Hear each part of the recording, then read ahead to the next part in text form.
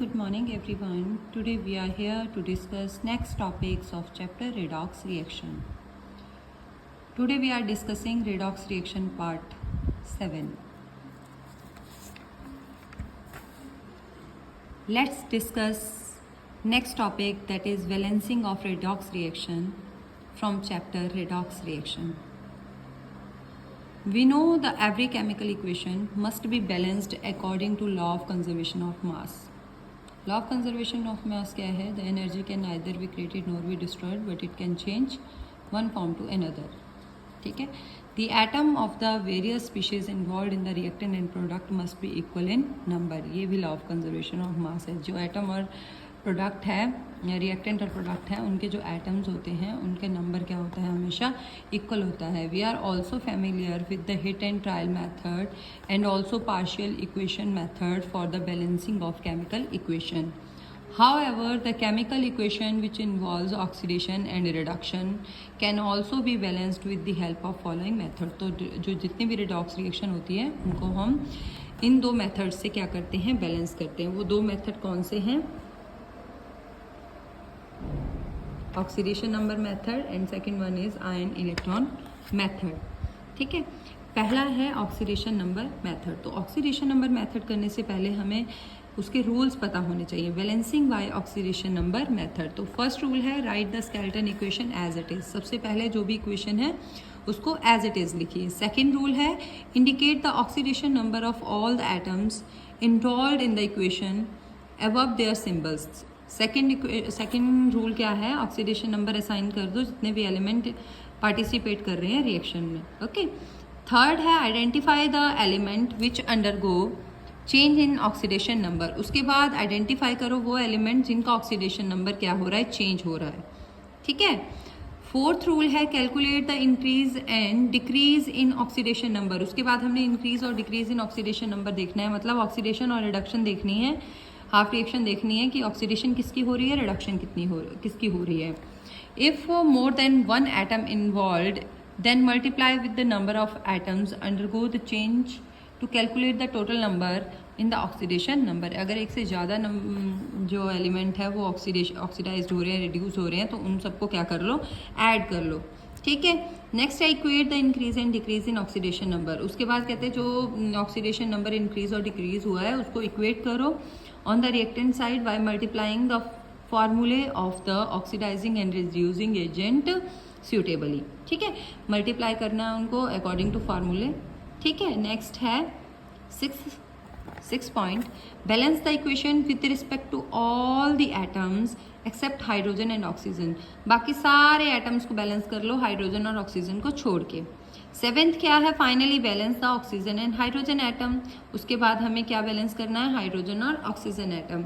Eighth step क्या है? In the reaction taking place in acidic medium. अगर reaction acidic medium में हो रही है तो बैलेंस करने oxygen atom by adding required number of water. तो ऑक्सीजन एटम को हमने वाटर ऐड करके बैलेंस करना है molecule to the side deficient in oxygen atom. ठीक है, जहाँ पे डेफिशिएंसी हो रही होगी ऑक्सीजन की वहाँ पे हमने वाटर डाल देना है. Then balance the hydrogen atom by adding H positive ion. और जहाँ पे हाइड्रोजन की कमी हो रही होगी उस साइड पे हमने H पॉजिटिव आयन डाल देने हैं. ठीक है. नेक्स्ट है ninth step in the basic medium. और बेसिक मीडियम में क्या करना है? First balance the number of negative charge. सबसे पहले नेगेटिव चार्ज को बैलेंस करना है by adding required number of OH negative ion to the side of deficient in the magnitude of charges, then added water molecule on the other side. और दूसरी side में water molecule add कर देना है. ठीक है, OH नेगेटिव आयन को balance करने के लिए. आई होप आपको ये सारे रूल्स समझ में आ रहे होंगे. इन्हीं रूल के बेसिस पे हम क्या करेंगे? रिएक्शन को बैलेंस करेंगे. Let's balance equations. तो सबसे पहले हम ये वाली इक्वेशंस में से कुछ इक्वेशंस लेंगे जिनको हम ऑक्सीडेशन नंबर मेथड से बैलेंस करेंगे. तो ये हैं.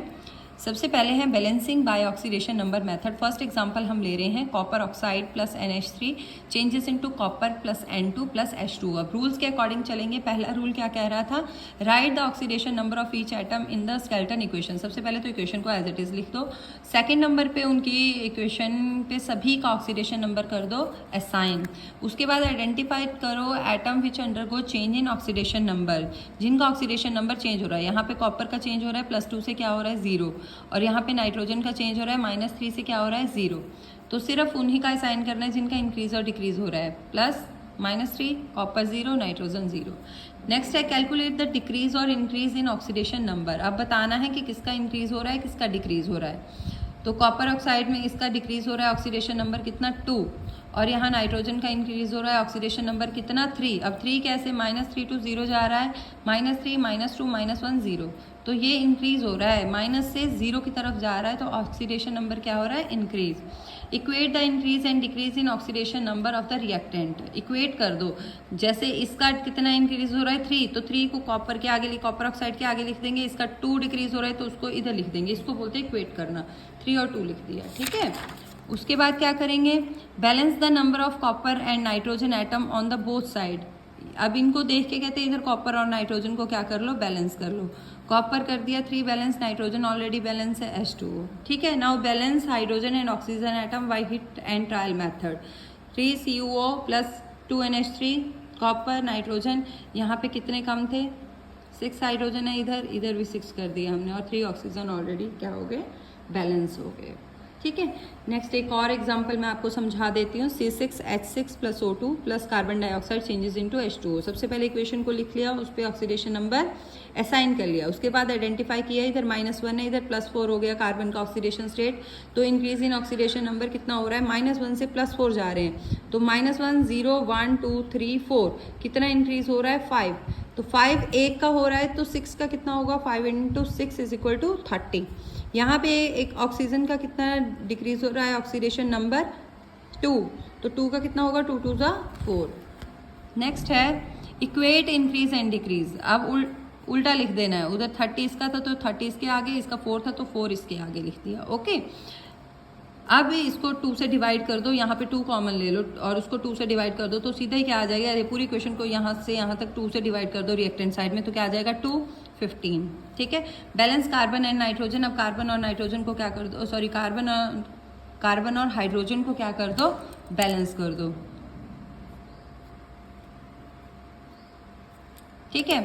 C6H6 15 O2 12 CO2 plus H2O। अब बाद में हमने हाइड्रोजन और ऑक्सीजन को बैलेंस करना है। C6H6 15 O2 12 CO2 6 H2O, ये हमारी इक्वेशन हो गई बैलेंस, ठीक है। ध्यान से देखो, 2 6 12, ठीक है, 2 6 12, 12 हाइड्रोजन, 12 क्या है कार्बन, इधर 15 2 30, इधर देखो 12 2 24, 12 भी कार्बन है, इधर कार्बन बैलेंस हो गए। इधर देखो 12 2 24, इधर 6 प्लस 24 30 हो गए, इधर कितने हैं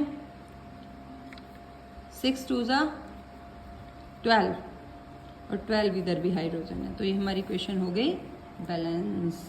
आई होप आपको ये सारी की सारी जितना भी मैंने समझाया है वो अच्छे से समझ आया होगा। नेक्स्ट मैं आपको कुछ और रिएक्शंस को बैलेंस करके दिखाऊंगी नेक्स्ट वीडियो में। तब तक के लिए thank you so much. Please मेरी वीडियो को लाइक कीजिए, शेयर कीजिए और सब्सक्राइब कीजिए।